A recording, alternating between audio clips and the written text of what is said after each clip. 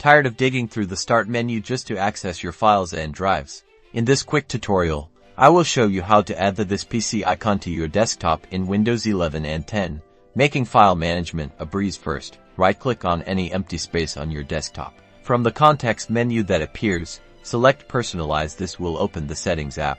In the Settings app, navigate to the Themes section. You might need to scroll down a bit to find it.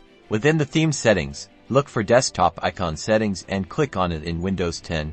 This is usually found under Related Settings on the right. A new window will pop up called Desktop Icon Settings. Here, you'll see a list of icons you can add to your desktop. Check the box next to Computer, which represents this PC. You can also add other icons like Users, Files, Network, or Recycle Bin if you like. Once you've selected the icons you want, click Apply and then OK. And that's it. This PC icon will now appear on your desktop, giving you instant access to your drives and folders. Now you can access all of your important files with ease.